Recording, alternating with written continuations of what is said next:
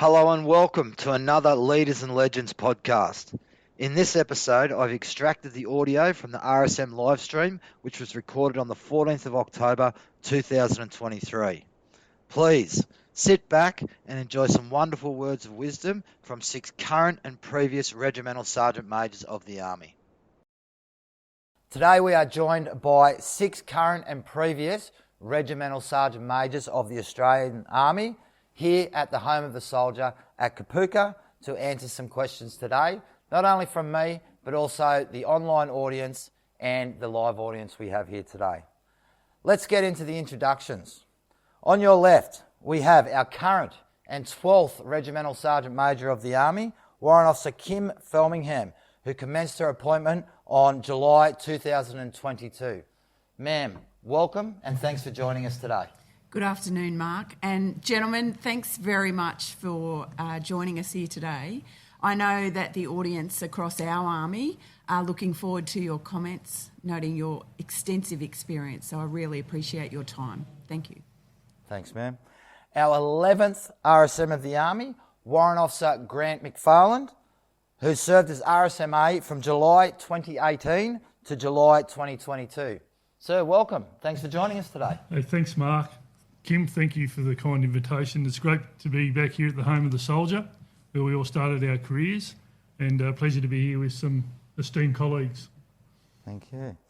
Our 10th RSM of the Army, Mr. Don Spinks, who served as RSM-A from July 2015 to July 2018. Don, welcome, and thanks for being here today. Thank you, Mark. This is going to become repetitive, but could I also pass on my thanks to Kim, her team and the folks here at Kapooka for inviting us back. It's always a privilege to come to the Home of the Soldier.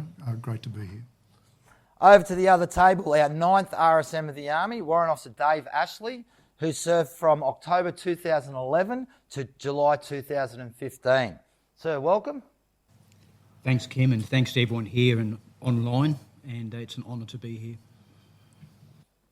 We then go on to our 7th RSM of the Army, Mr. Kev Woods, who served as RSM-A from the period December 2003 to February 2008. Kev, welcome and thanks for joining us today. Thanks, Mark.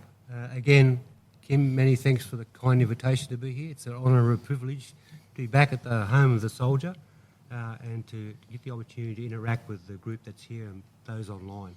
So thank you. Thank you.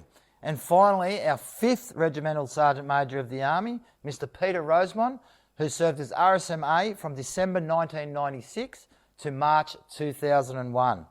Pedro, welcome, and thanks for joining us today. Thanks, Mark, and thanks again to Kim for the generous invitation.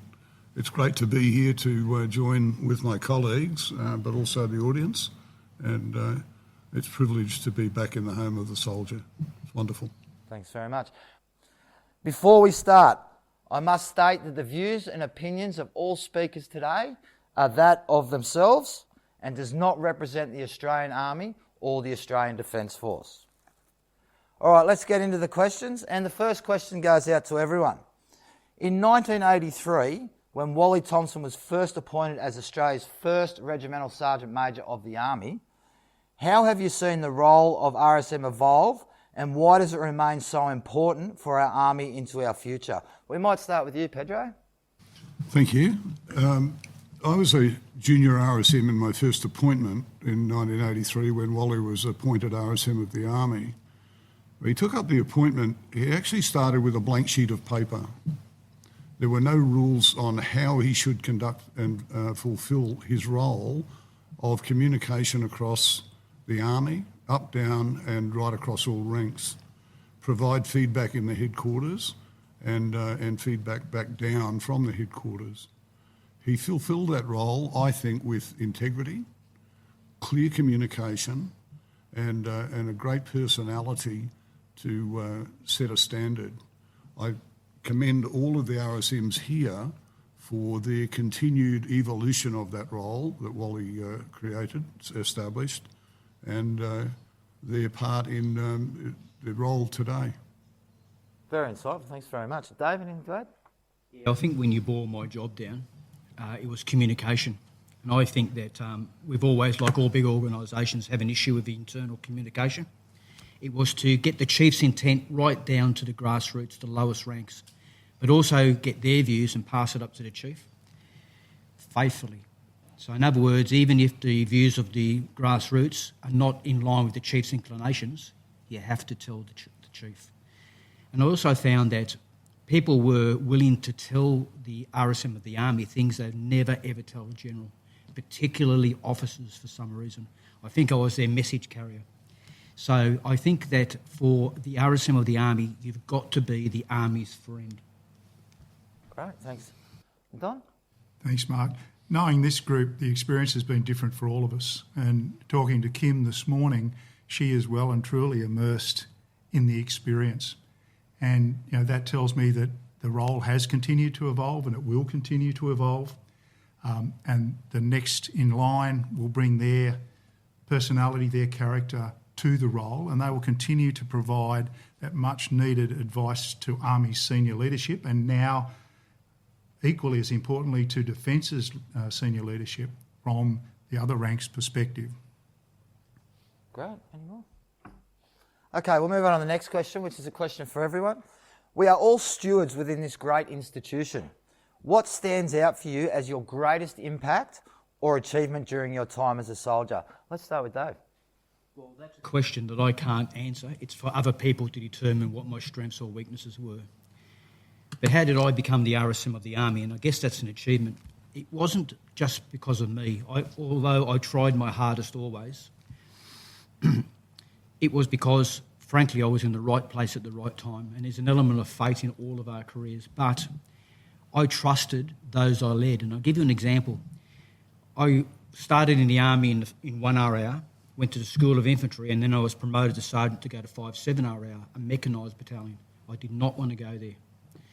I'm a light infantryman, I don't want to be a mech head. In fact, I went to complain to Arthur Francis, another RSM of the Army, who told me this: the Army is a lot bigger than you, Corporal Ashley. Shut up and enjoy your posting. But when I got there, I was out of my depth. I was a light infantryman. I didn't know how mechanised infantry worked.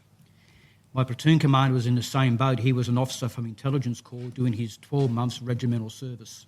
Kev Woods, in fact, was the CSMB company at the same time. But I had 3 outstanding section commanders. Their names were Barry Denton, Phil Scarretts and Dave Allen. Dave Allen became a senior RSM and I was a major at Cat C. I trusted them with validation, but I trusted them and they never let me down. And before you knew it, they had brought us along and we were champion platoon not once but twice in a year because we trusted. If our troops are well trained and you train them, there's no fear you should have in trusting them. So trust your people. Because I trusted, they delivered back to me in spades. And I think that's one of the fundamental reasons I became the RSM of the Army. Fantastic, thank you. And Pedro? I'll just go on a little from Dave's discussion. The delegation of authority starts from the top and it goes all the way to the bottom, and that involves that and evokes that trust Dave talked about. Delegation is a responsibility at all rank levels, and I find over time looking back at instances in my career where I would put myself in the firing line and have people say to me, "You are taking a risk with your career." And my answer would be, "I don't have a career, I just have this current job. If I do it well enough, somebody might offer me another one." And that's how I looked at it. And I think, along with Dave's comment about trust, it was delegation, give the authority to the person with the rank to do the job and allow them to do it. If they make a mistake, correct it afterwards. If they don't make a mistake, compliment them on a job well done. And I think that's very, very important. You know, one of the Chief's priorities is around stewardship. And when I speak to soldiers, a lot of the time, and officers, a lot of the time they think about the stewardship of equipment, the stewardship of, the personal equipment they're carrying, the platform that they may work on. I think with stewardship, just as described, stewardship is about the organisation. And it's about not leaving a legacy, but leaving an inheritance, leaving the job you're in or the responsibility you have better for the next. And if we've done that, we've done the right thing for the Army and certainly for the ADF. A little bit like Dave, it's not for me or for us to mark our own homework, but we need to comment on this topic. Not my greatest impact, but those who trained me to do what I've done and to be where I've been. That impact, I hope that I've paid it forward, which is what Kim's just reflected on. So I thank our Vietnam veterans, and Pedro knows this, and I continually tell them it's their fault. And of course they get annoyed with that, wondering what I'm blaming them for this time. I'm actually thanking them. I'm telling them it's their fault that my generation carried the flag standing on their shoulders. And all of my instructors, all of my platoon staff here, less my platoon commander, were Vietnam veterans. So I hope that in some way or another, as Kim said, that we pass the baton forward. That's not a legacy, but that's our gift to you and the generations. For the next question, I'll push over this side. Passing on knowledge, training and developing has always been important to the Army. For the instructors in our establishment today, for those soldiers considering being instructors in the future, what advice do you have? Dave? Well, firstly, let me say that looking back on my career, there are 2 units that I regret never having been posted to. One is Combat Training Centre and the other is 1 RTB. 1 RTB is the most important unit in the Army because the last I heard, you can't have an Army without soldiers. It is as simple as that.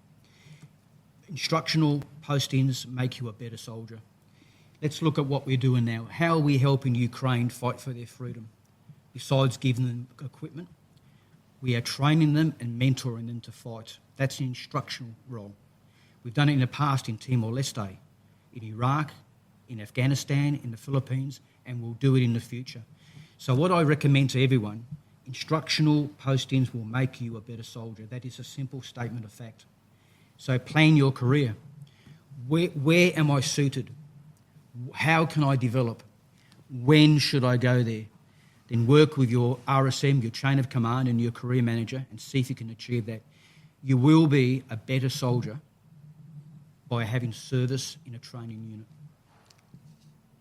Training and training establishments bring out the best qualities of all staff. You understand your role to teach whatever the subject matter is in the correct manner to the highest standard. What you're given to teach, though, is an important element of that, and every soldier in our Army volunteered to join. Every soldier volunteered to be here, and therefore you can assume they want to be the best that they can be. If you assume that, and you're the best you can be in providing your level of instruction, then you're delivering for the Army's requirement.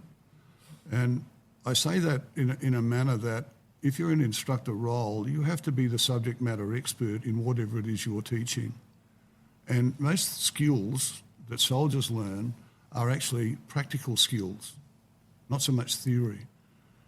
That means that you have to have the highest skill level. So to be an instructor or to strive to be an instructor, you should be practicing your skills to the highest possible level for you, so that one day you can then impart those skills to others as in a training organisation. I never got to come to Kapooka either, although I wanted to. I was an instructor of gunnery in my own school at School of Armour, and I was an instructor at Officer Cadet School, Portsea. But that limited me in that way. However, striving for other things as well, you teach every day in your unit doing your role by showing junior soldiers how to do it efficiently. That's being an instructor as well. So whatever you do, you should strive to be the best. Great, thank you. Moving on, we'll move over the other table for this one. War has always driven innovation and technological advances. How important was an innovative mindset for Army soldiers throughout your service, And how important do you see an innovative mindset for our soldier into the future? Ma'am, we'll start with you if we can, please. Thanks, Mark. Innovation is all about solving the problems of today. And you only have to go onto the internet and Google Australian soldier innovation or war innovation, and there are myriads of examples. And the first one that springs to mind is the periscope rifle, where it was a young junior NCO that came up with the concept of being able to see above the side of the trench without having to expose themselves. That wasn't somebody sitting back, away from the front line, which is a very important role.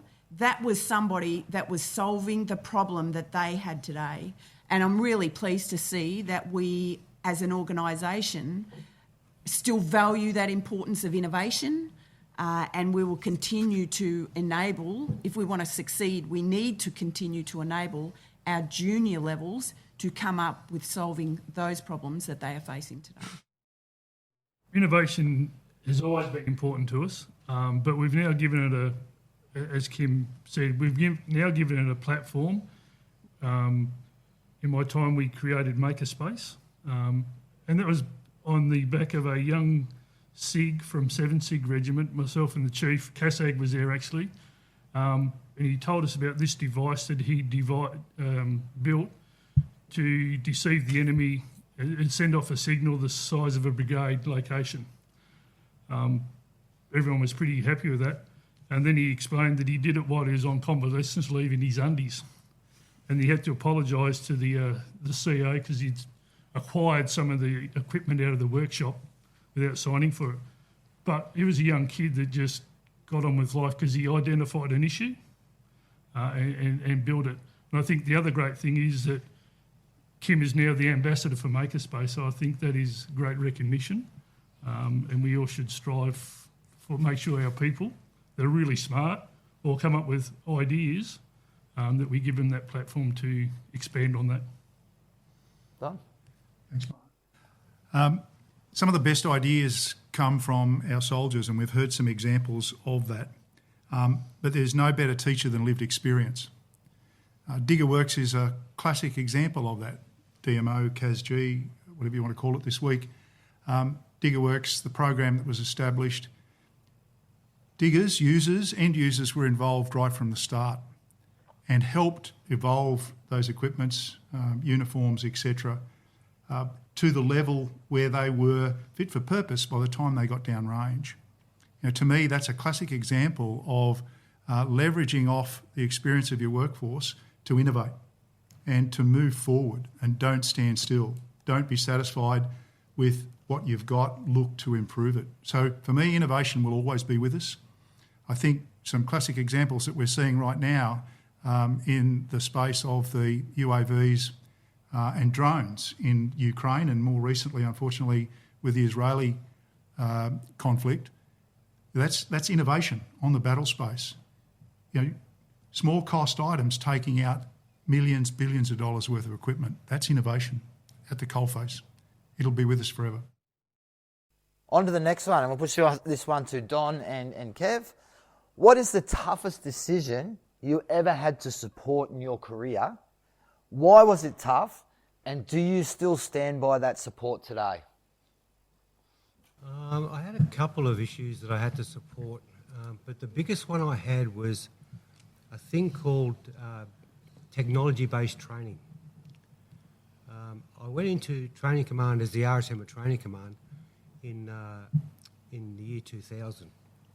And my boss, Major General Roger Powell, who I have an extreme amount of time for, a really good guy. And what this technology-based training was going to do was going to, you can imagine a corporal's course as we know it today, it's roughly 12 weeks. I assume it's still about 12 weeks. This technology-based training was going to shorten the course by about 6 weeks, with some face-to-face teaching, but most of it online.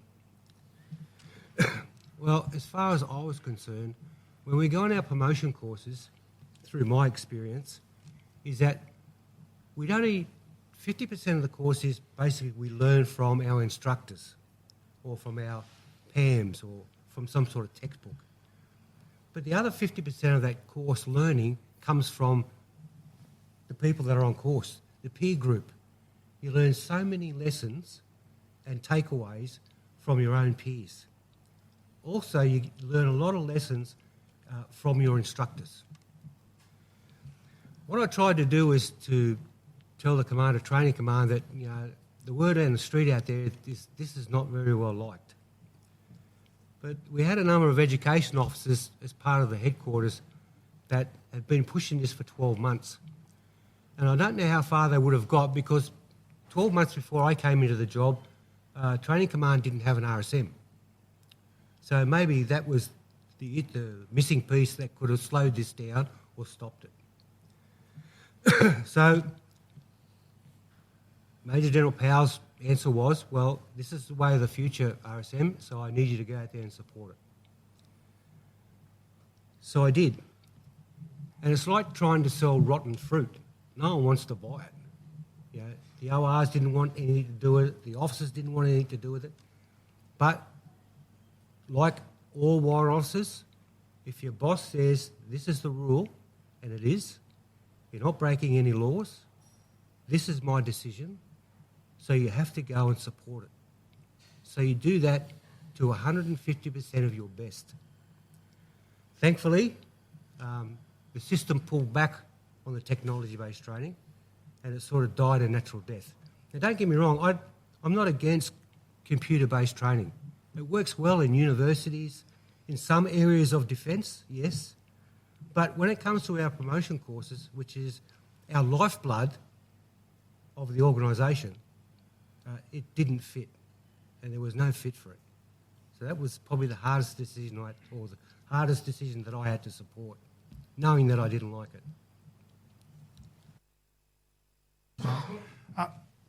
I served for just under 40 years. Everyone in this room, everyone online, and particularly this group here, have had lots of tough decisions to support or to make during our time.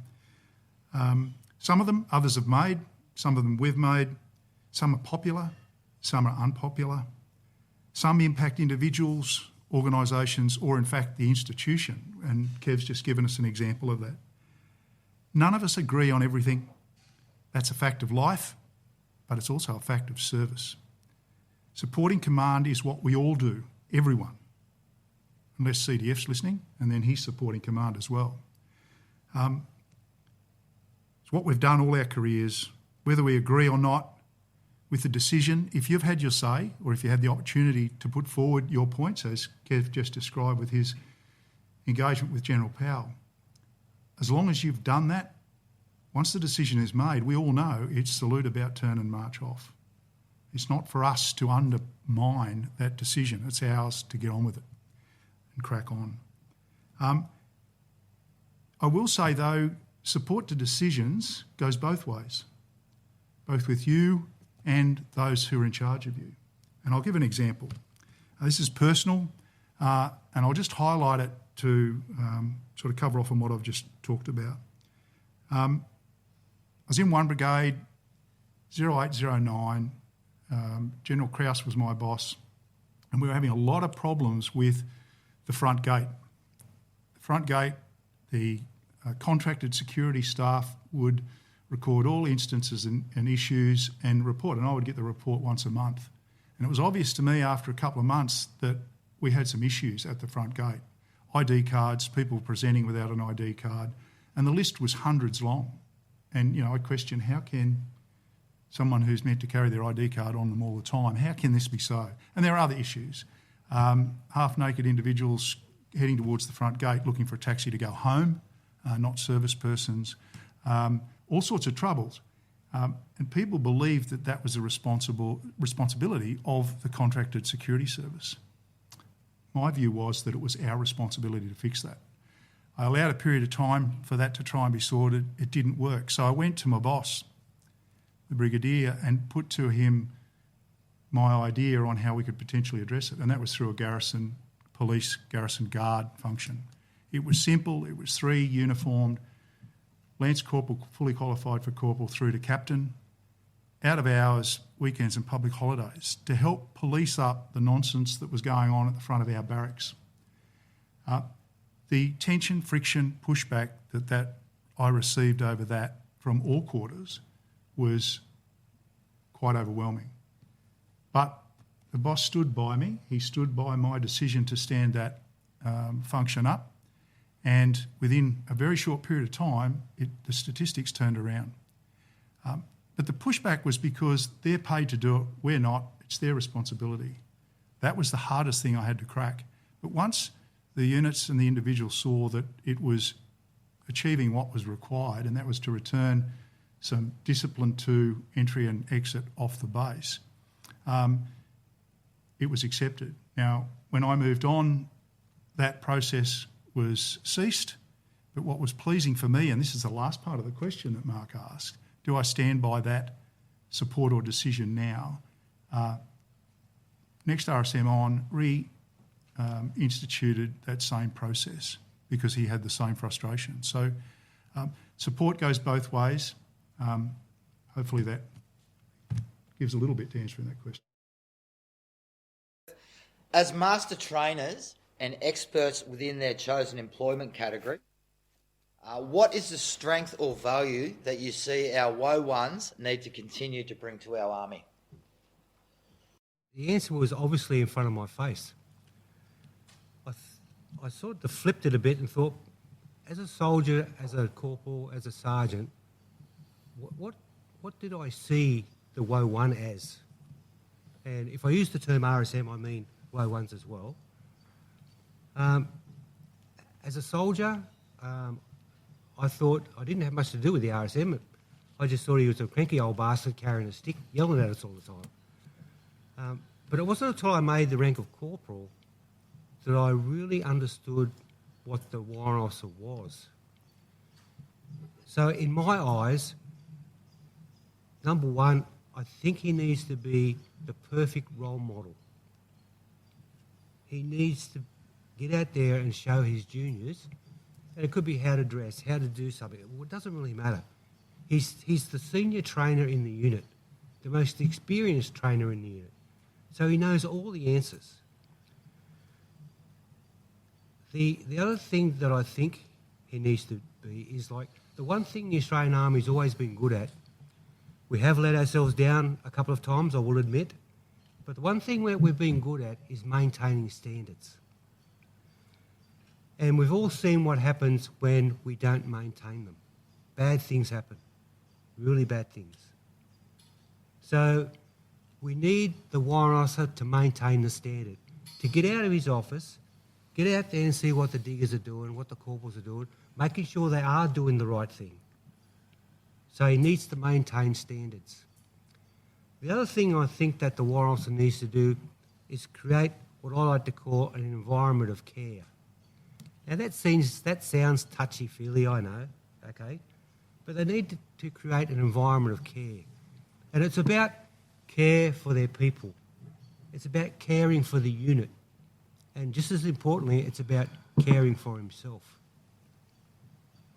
So they're the three things that I think that we've always done well in the future and that will hold us in good stead, in the past, but they'll hold us in good stead for the future. Next question over the other side of the table again. What advice do you have that will assist NCOs and WOs as they support officers in decision making? Lead out a couple of points. Speak truth to power. There's subtleties with that, of course, how you deliver that truth or your understanding of the truth, but don't not be heard. It's your obligation, it's your responsibility to give advice when asked. If you're unsure, ask for the time to go away and have a think about it. Ask if you've got time to think about it and consult others. It's unlikely that you're the first person to be stuck with this problem. So think about what the issue is, think about what you're being asked. Consult if you need to, but when you go back or if you give your answer straight away, speak truth to power, but tell them why you've taken that position.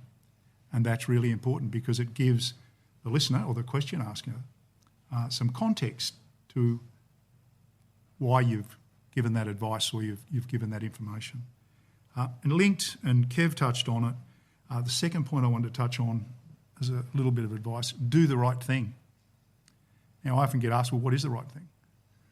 Well, only you will know, armed with the full context of the situation, all of the knowledge, or most of the knowledge maybe, about what's going on, and then make your decision.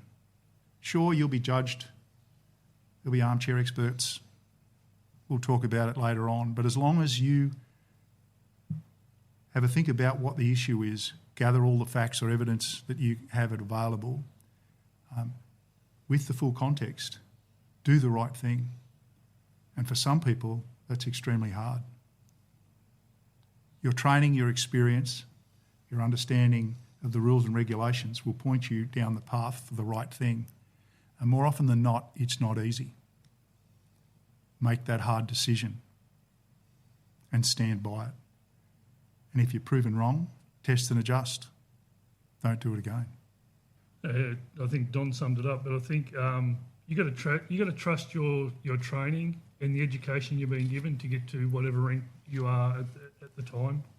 You've been asked for that advice, and through your knowledge and experience and understanding, you'll get to the right answers or the right advice to give to your commanders.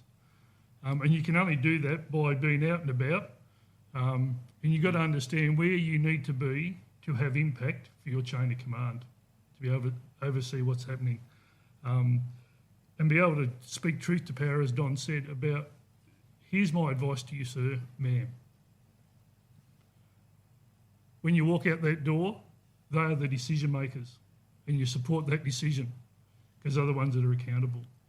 But I think more broadly, we've got to work out where you can have impact, because it's not sitting inside your office. Is it out on the range watching what's going on? Is it getting in a gun car? Is it standing on a gun line? But we've got to work out where you as an individual, your strengths are, that you can have impact for your commander to make sound decisions. Thanks, Mark. I'll just add to that, and I had the privilege of being an instructor, but also the senior instructor for the Subject 1 for Corporal and Sergeant courses. And one of the things I used to tell those corporals that were very close to becoming senior NCOs is that subby that you have in your platoon is highly likely going to be the OC when you're a CSM or an SSM. The relationship does not stop just because you have a posting. For all of the reasons that were just explained, our job is to enable command. Right? It's only section commanders, corporals in section commander appointments that command in the soldier space. So the majority of our careers is spent enabling command, and therefore building that trust, building that relationship as you move forward, not thinking about today, but certainly standing by your decisions because it's a well-informed piece of advice. But at the end of the day, it's going to be that officer that owns that decision, and then you put your heels together and you move forward. So in order to save a bit of time so we can get to questions shortly, I'm going to go to our final question for the board from myself, and this will be for everyone. What is the one piece of advice you would give your former soldier self that may assist our current serving soldiers to have a rich and enjoyable career in the Army? Who would like to go first? It's a lesson I didn't learn until I was a sergeant. The one thing I'd suggest that we develop is compassion. Now, again, that sounds touchy-feely, but I don't mean it to be. We need to be a little bit more compassionate with our people when they make mistakes, and not so hard on them. And that's something that I failed at as a corporal. I used to have on my yearly reports a comment that went something like, Corporal Woods does not suffer fools. I personally thought that was a great comment. Well, I don't suffer fools. But what the actual meaning of it was, but I don't accept below standards. Now, I wouldn't accept poor standards, and no one on this panel would. But we all can't run 100 mile an hour. We all can't dress like straight up and down like a glass of water and square at the top like a sour biscuit. We all can't do that. But in my thinking, I try to make my people do that. And they probably suffered for it. So develop some compassion for your people. They're going to make mistakes, just like we did. It's like Billy Joel said, we're only human, we're supposed to make mistakes. So come to terms with letting your people make mistakes. They don't do it on purpose. It's just a mistake. And have a bit of compassion when they do. Yeah, my bit of advice would be this: don't leave your career timidly. So what I mean by that is, don't just sit there and say, I'll wait for someone to tell me what to do. I'll wait for someone to give me an opportunity. I'll wait for the next bus, because the next bus may never come. You only get out of your career what you put in. It's like an investment account. Live your life, live your career tenaciously. Make yourself better, make your team better, improve things. Now, you may very well bash your head against a brick wall or get told to get back in your box. It doesn't matter. You've tried. You've lived your career tenaciously. You only get out of your career what you put in your career. Now, I love the new Navy recruiting ad, by the way. It's all about action, but there's a line in it that we should always be cognizant of. It goes, live a story worth telling. If you live a story worth telling in your career, if you're a leader, if you have an environment, a leadership environment, where your people can live a story worth telling, well, that's the way to live a career. That's all I have. Thanks very much. Yeah, sure. Just two quick ones from me. Focus on your day job. The job you've got now, not the one you want. You spend your time looking up, and I'm not suggesting don't aspire, as Dave's just advised. I'm just saying focus on the job you got, not the one you want. People will notice that you're not focusing on your day job and you're looking up. And when you're looking up, you're not seeing what's in front of you or on the ground. And the last one I'll have is, it's what you inspect that's important, not what you expect. What do I mean? It's what you check. Grant talked about it, others have talked about it. Get out on the ground. Just because you've told blogs to do something doesn't mean they've done it or they've done it to standard. Inspections, checks, validation is everyone's responsibility. And when you don't do that, people will take advantage of it. So it's what you inspect, not what you expect to happen. Thanks, Mark. A bloke a few down gave me this advice on my sub one for sergeant. You got to believe in yourself. So back yourself, challenge yourself every day, go and learn something every day, and you create your own future by doing that. I haven't followed the golden path of set jobs in a sequence to get when I was the RSM in the Army. So challenge yourself, go outside your comfort zone to be a better person. And I tell you what, it opens your eyes up, because if you're a stovepiped and you stay in your core lane and those sort of things, you miss opportunities. And you miss opportunities to be able to develop people, and you've missed opportunities to develop yourself. Bad thing about being at the end, closer to the end, I know it's still got to come over there, is a lot of this stuff I'm ticking off because it's already been said. The only thing that I would re-emphasise is stepping out of your comfort zone. Everybody that joins the Army or joins our ADF has shown that they are willing to step out of their comfort zone. You had to do it just to walk into recruiting.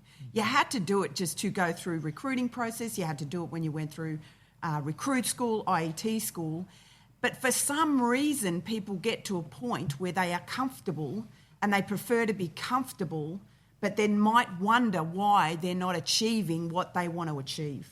So continue to be motivated, continue to be passionate, continue to be optimistic through change, because that's a whole nother story. And the way you do that is by stepping out of that comfort zone. Thank you. Thanks very much, ma'am. All right, we might go to some questions. Well, first one we'll go to someone in the live audience.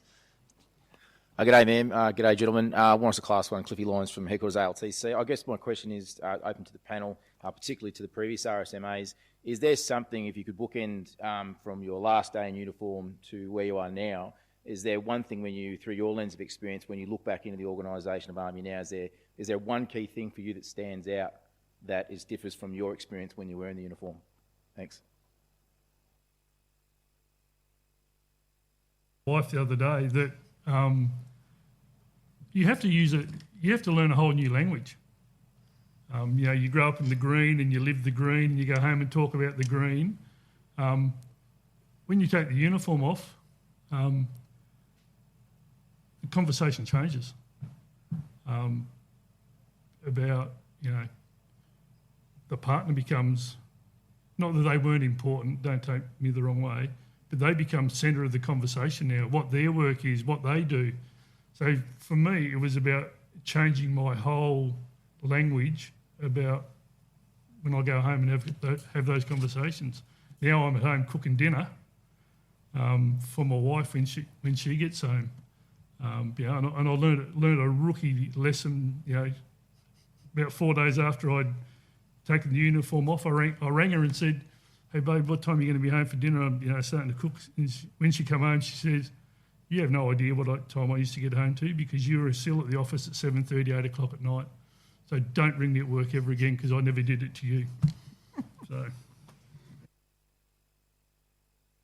I just finished up working in a role after service with the Repatriation Commission. And one thing that, looking back, that I didn't appreciate at the time was the discipline, the loyalty, the professionalism of the organisation. And when someone said something must be done, generally it got done.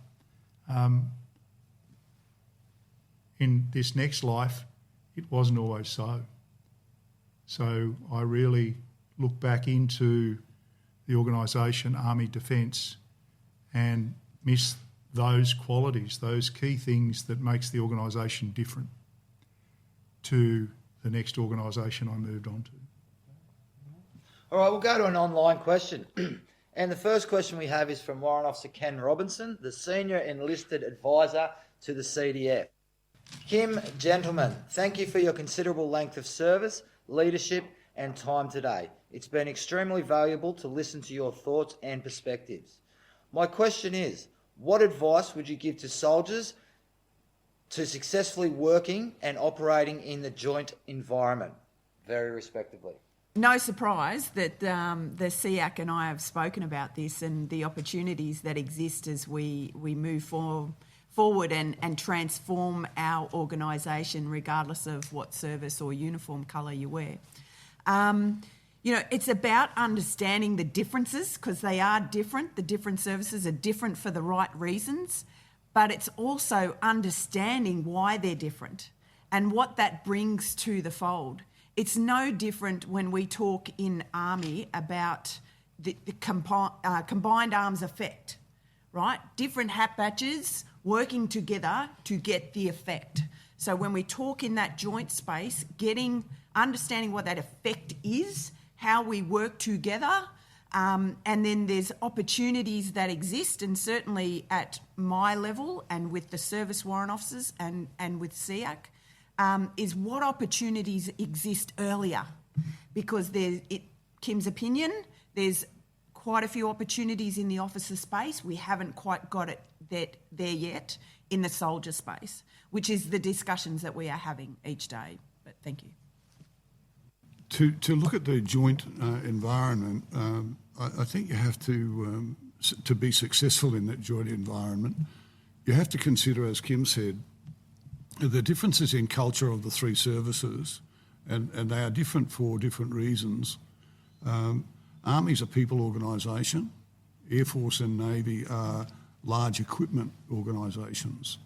So one is we equip men in the Army, or soldiers, males and female.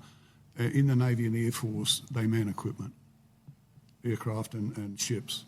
So that drives a cultural difference.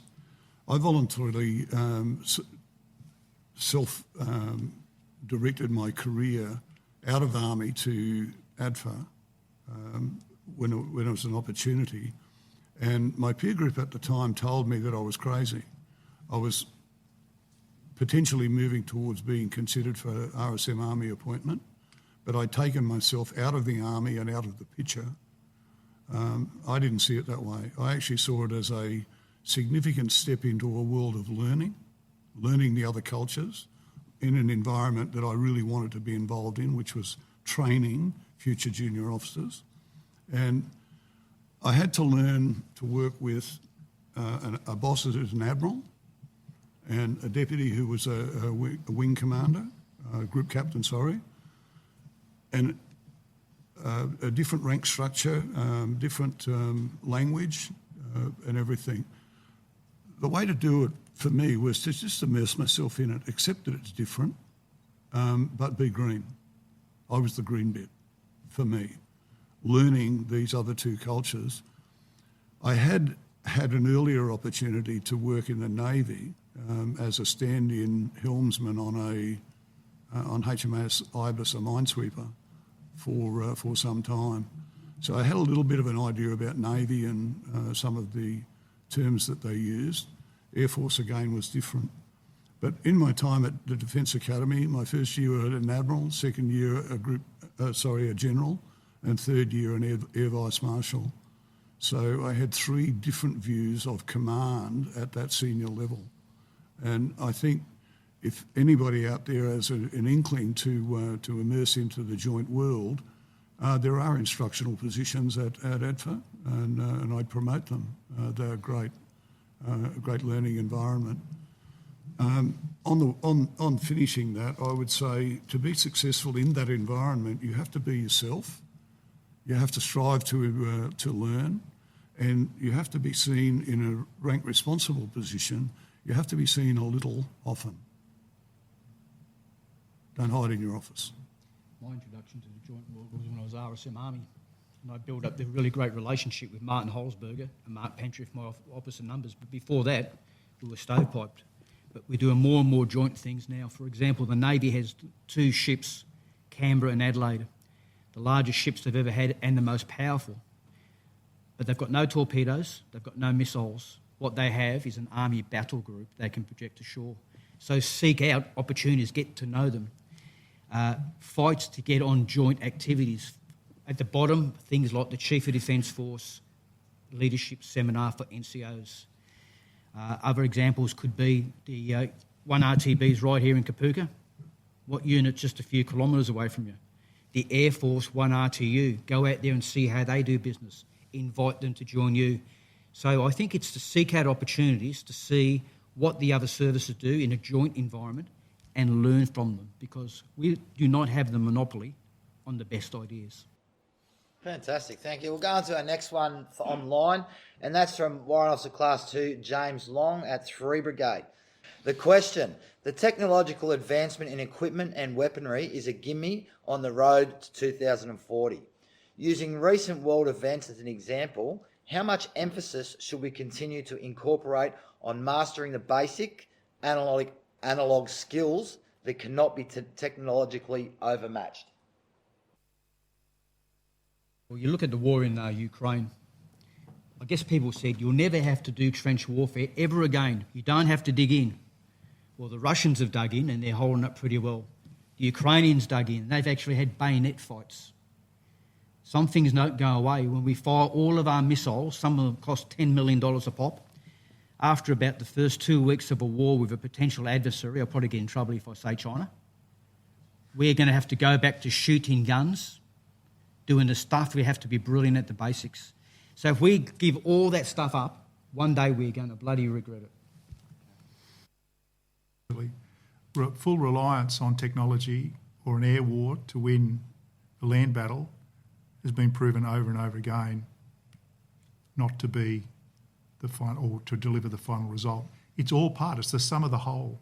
It is the technology, the smart use of technology, but it is also the smart use of basics. And Dave's just given a very good example on when it gets down and dirty and the chips are down, it comes down to the individual skills, their tenacity, the leadership of those individuals to get the job done. So don't write off technology, but don't write off the basics. There's a sweet spot with all of it. Would be read history, because we can learn lots from history on how wars were fought, how we led, what technology was back there and then. So reading our history, I don't think we do enough of, or we don't understand enough. We look to the future, which is really important, about technology and those sort of things, but we need to be able to look back, how did we win? I think technology should enhance our skills, not take over the skills. So there's a place for technology, obviously, but it enhances what we do. It doesn't control it. As we bring in these new platforms, capabilities, that from the start we are considering what that looks like in a contested environment across all domains, not just in the land domain, and what that interoperability looks like.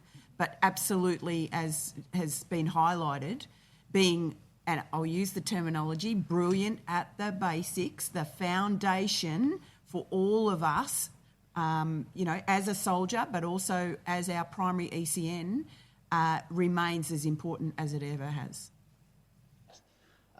What we might do now is just do a bit of a 30-second wrap-up by everyone, and we'll start down at the end. Pedro. Well, I'd reiterate where I started, and thank you, Mark and Kim, for the invitation. I hope the answers that we've given to the questions provided make sense and contribute to a further discussion, perhaps. To be successful, be yourself, do your best. Yeah, that sums it up for me. Again, thanks, Kim, for this opportunity. It's been great. Just be yourself.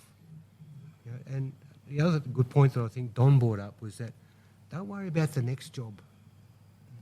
Because if you worry about your next job, you'll stuff this one up. And then you won't have a next job. So do what you're doing good and you do it well, that next job will come. But just be the best you can be. Yeah, we must be doing something right, because I believe that 99% of our troops are just awesome.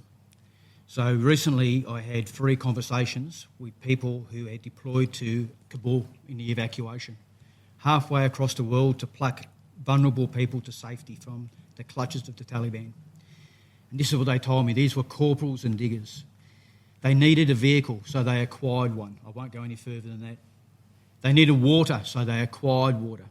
They needed food, so they acquired food. I was told this story by a woman section commander from 1 RAR. A woman handed her a dead baby. She looked at the baby. She thought there were signs of life. They needed milk. There's no milk. Hang on. We've got tubes of condensed milk. Squeeze a little bit in the baby's mouth, massage the mouth. The baby came back to life. They never asked the general to do that. They never put in an opt-in for water. They just bloody got the job done. Now, having awesome soldiers doesn't necessarily mean we have an awesome army, but it's a bloody good start. So keep making those awesome soldiers. Thanks, Mark. Thank you to you for your facilitation here this afternoon. Thank you, Kim, again. A fantastic initiative. And, you're evolving the role and being more inclusive. And to have Ken Robertson listening in online when he should be really doing some work is testament to the power, the importance of this. Thank you to everyone in the room, to everyone online. Dave sums it up pretty well, I think. Thank you for your service.